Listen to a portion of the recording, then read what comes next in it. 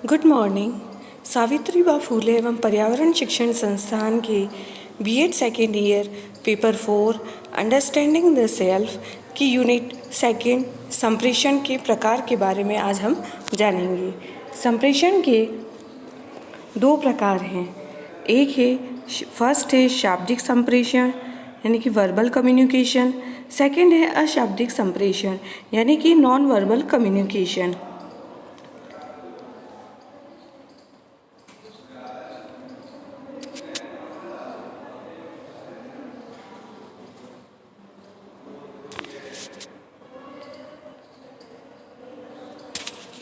अब फर्स्ट है शाब्दिक संप्रेषण का फर्स्ट सब पॉइंट है मौखिक संप्रेषण।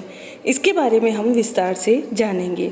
शाब्दिक संप्रेषण क्या होता है, पहले हम उसके बारे में जान लेते हैं। शाब्दिक संप्रेषण शब्दों के माध्यम से दिया जाता है। इस प्रकार के संप्रेषण के लिए लिखित या मौखिक भाषा का प्रयोग किया जाता है। शाब्दिक संप्रेषण के लिए संप्रेषक तथा संप्रेषी को उस भाषा का ज्ञान आवश्यक है जिस भाषा में संप्रेषण किया जा सकता है, तो अन्यथा संप्रेषण संभव नहीं होता है। तो शाब्दिक संप्रेषण के प्रकारों को भी दो रूप में बताया गया है, जिसका फर्स्ट सब पॉइंट है मौखिक संप्रेषण यानी कि ओरल कम्युनिकेशन, और सेकेंड है कि लिखित संप्रेषण यानी कि रिटन कम्युनिकेशन। अब हम मौखिक संप्रेषण के बारे में जानेंगे। मौखिक संप्रेषण वह होता है जो संप्रेषण मुंह से बोलकर किया जाता है, वह मौखिक संप्रेषण कहलाता है। इस प्रकार के संप्रेषण के लिए आवश्यक है कि संप्रेषण तथा संप्रेषी आमने सामने हो या इतने निकट हो कि वे एक दूसरे को सुन या सुना सके। मौखिक संप्रेषण में हम बातचीत, वार्ता, विचार, प्रश्नोत्तर, कथन आदि के द्वारा सूचना का आदान प्रदान करते हैं। मौखिक संप्रेषण के लिए सामान्यतया दो नीतियों का प्रयोग किया जाता है। सतत गत्यात्मक संप्रेषण यानी कि कंटिन्यूस डायनामिक कम्युनिकेशंस, और सेकेंड है हुरिस्टिक संप्रेषण, हुरिस्टिक कम्युनिकेशन। मौखिक संप्रेषण श्रव्यात्मक भाषागत पद्धति पर आधारित है, जिसमें प्रेषी श्रवण कर सूचना आदि प्राप्त करता है। संप्रेषण के लिए सर्वप्रथम विषय वस्तु प्रस्तुतिकरण तथा संप्रेषी के लिए प्रथम प्रस्तुतिकरण तथा बाद में विषय वस्तु की आवश्यकता होती है। सरल, निम्न स्तरीय तथा ज्ञानात्मक स्तर की विषय वस्तु के लिए गत्यात्मक संप्रेषण नीति का उपयोग उपयुक्त रहता है, जबकि कठिन एवं जटिल विषय वस्तु के लिए हुरिस्टिक संप्रेषण विधि का प्रयोग किया जाना चाहिए। इस संप्रेषण में मौखिक रूप में वाणी तथा तथ्यों, सूचनाओं का आदान प्रदान किया जाता है। इस विधि में संदेश देने वाला एवं संदेश ग्रहण करने वाला दोनों ही आमने सामने होते हैं। इसमें टेलीफोन, टीवी आदि के द्वारा पाठ्य साक्षात्कार, परिचर्चा, सामूहिक चर्चा, कहानी आदि के माध्यम से विचारों की अभिव्यक्ति की जाती है। यह अनौपचारिक होता है और अधिक प्रभावशाली होता है। इसमें प्रेषक एवं ग्राहक के विचारों का आमने सामने एवं स्पष्ट आदान प्रदान होता है। फिर हमारा सेकेंड सब पॉइंट है लिखित संप्रेषण यानी कि रिटन कम्युनिकेशन। इस संप्रेषण में प्रेषक अपनी बात को लिखित रूप में संदेश प्राप्तकर्ता के पास भेजता है। इस प्रकार के संप्रेषण में प्रेषक तथा संदेश प्राप्तकर्ता दोनों के पास लिखित में प्रमाण रहता है और खर्च भी कम होता है। इसमें एक दूसरे की आमने सामने उपस्थिति आवश्यक नहीं होती।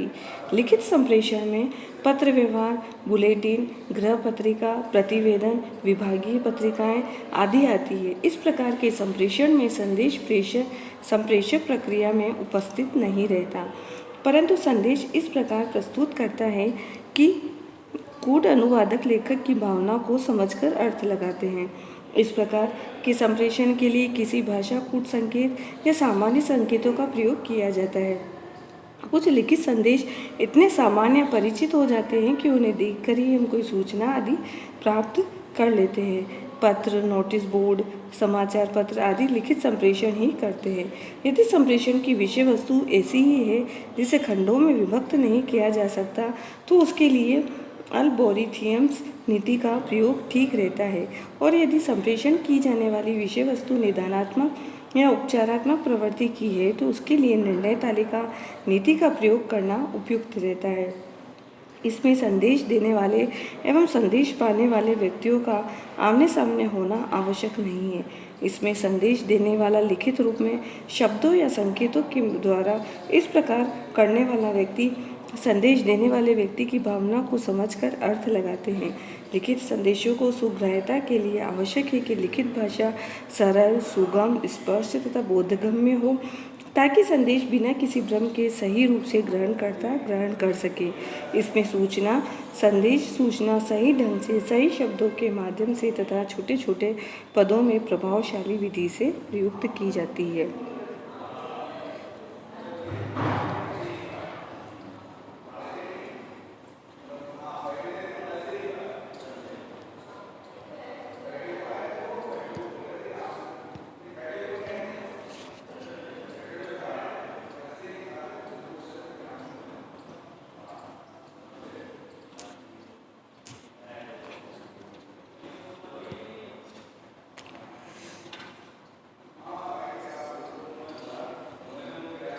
अब हमारा सेकंड पॉइंट है अशाब्दिक संप्रेषण, यानी कि इसके भी अशाब्दिक संप्रेषण के भी इसके 5 सब पॉइंट है। फर्स्ट है ध्वनि संकेत, सेकंड है स्पर्श संपर्क और थर्ड है स्वाद, फोर्थ है दृष्टि संकेत और फिफ्थ है गंध।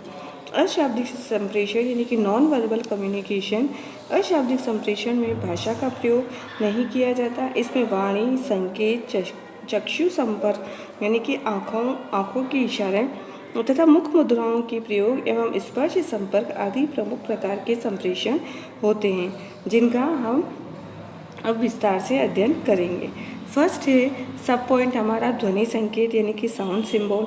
इस संप्रेषण में विचारों, भावनाओं की अभिव्यक्ति छोटे छोटे समूहों में आमने सामने रहकर वाणी द्वारा की जाती है। उदाहरण के लिए वार्ता के बीच हाँ, हूँ या हूँ या है करते चले जाना, मुंह से सीटी बजाना, मुस्कुराना, जोर से बोलना, चिखना, गिगियाना, ठहाके लगाना आदि। वाणी या ध्वनि संकेतों द्वारा संप्रेषण कार्य में पर्याप्त सहायता मिल सकती है। इस प्रकार के संकेतों के उदाहरण के रूप में हम स्वीकृति या सहमति सूचक हूँ की ध्वनि को ले सकते हैं। अपनी बात कहने या कहानी सुनाने वाले व्यक्ति को इस प्रकार की ध्वनि सुनने से यह आभास होता है कि सुनने वाला उसकी कही हुई बातों से रुचि ले रहा है तथा बातों से सहमति जता रहा है। इसके विपरीत हूँ की ध्वनि नकारात्मक रूप से सिर या गर्दन हिलाने के साथ जोड़कर प्रस्तुत की जाती है, तो यह अप्रसन्नता या असहमति की सूचक बन जाती है। इसी प्रकार कुछ विशेष ध्वनि संकेतों से विभिन्न प्रकार के संवेगात्मक व्यवहार तथा भावात्मक अनुभूतियों को संप्रेषित करने का उचित प्रयत्न किया जाता है। अब हमारा सेकंड सब पॉइंट है आँखों की भाषा यानी कि लैंग्वेज ऑफ द आइज, स्पर्श दृष्टि संकेत अशाब्दिक संप्रेषण का प्रमुख संप्रेषण है जो कि आँखों द्वारा दिया जाने वाला संप्रेषण है। आँख अपनी भाषा में बहुत कुछ कहे जाते हैं। विविध विचार, भाव तथा व्यवहारगत बातें आँखों की विभिन्न प्रकार की गतियाँ तथा संचालन द्वारा आसानी से संप्रेषित होती रहती है। आँखों संबंधी विभिन्न मुहावरे हैं जिन्हें हम अपनी भाषा में प्रयोग करते हैं। आँखों की भाषा के संप्रेषण के महत्व स्पष्ट कर सकते हैं, जैसे आँखें दिखाना, आँखें गीली, आँखें बिछाना, आँखों की पलकों को गिराना, आँखें नचाना, आँखें चुराना आदि। ये इस प्रकार के मुहावरे हैं जो आँखों की भाषा द्वारा किए जाने वाले संप्रेषण कार्यों की ओर संकेत करते हैं।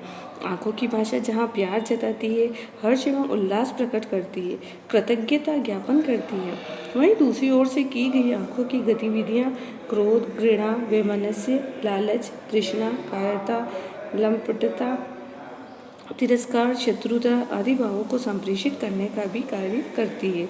आँखों के मौन निमंत्रण से दो व्यक्ति गहरी दोस्ती में बंध जाते हैं, तो दूसरी ओर एक दूसरे की विरोधी बनाने का कार्य भी आँखों की भाषा द्वारा संपन्न हो सकता है। व्यक्तिगत संप्रेषण में आँखों एवं मुंह के हाव भावों को बहुत महत्वपूर्ण माना जाता है। कक्षा में अध्यापक छात्रों की मनोदशा और आँखों की भाषा को पढ़ लेता है। एक अध्यापक के लिए छात्र की मुख मुद्रा अहम भूमिका निभाती है। तो मुख मुद्रा के माध्यम से भय, क्रोध, प्रसन्नता, शोक, आश्चर्य आदि का संप्रेषण सरल हो जाता है। गूंगे बहरों के लिए भी यह अत्यंत उपयोगी है। अब हमारा सेकंड पॉइंट है कि स्पर्श संपर्क। अभी हमने दृष्टि संकेत के बारे में जाना था, अब हमारा स्पर्श संपर्क है कि स्पर्श संपर्क से किस स्पर्श को ही संप्रेषण का प्रमुख माध्यम माना गया है। स्पर्श के माध्यम से व्यक्ति अपनी अपनी भावनाओं और विचारों की अभिव्यक्ति करने में समर्थ होते हैं। हाथ मिलाते ही पता चल जाता है कि ये दोस्ती का हाथ है या दुश्मनी का, यह प्यार का हाथ है या दिखावे के लिए प्रदर्शन का। माँ के हाथ का स्पर्श मात्र उसके शिशु को बहुत कुछ कह जाता है।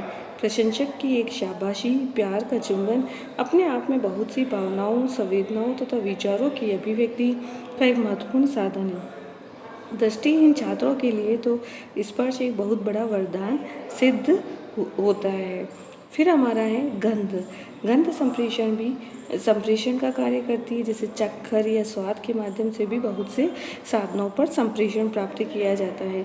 चक्कर या स्वाद के माध्यम से वस्तु की स्थिति का पता चल जाता है और स्वाद संप्रेषण से भी यही पता चलता है कि चखने से स्वाद के बारे में पता चल जाता है कि किसने किस तरीके का स्वाद आ रहा है, तो ये उसके प्यार का अनुभव कराता है। अगर अच्छा स्वाद है तो प्यार का, प्रेम, हर्ष, उल्लास का अनुभव कराता है। अगर स्वाद अच्छा नहीं है तो हमें यूँ लगता है कि ये सामने वाले ने खाने में घास काटी है, उसने सही नहीं बनाया, क्या पता उसके प्रति कुछ रोष, ईर्ष्या, जलन हो।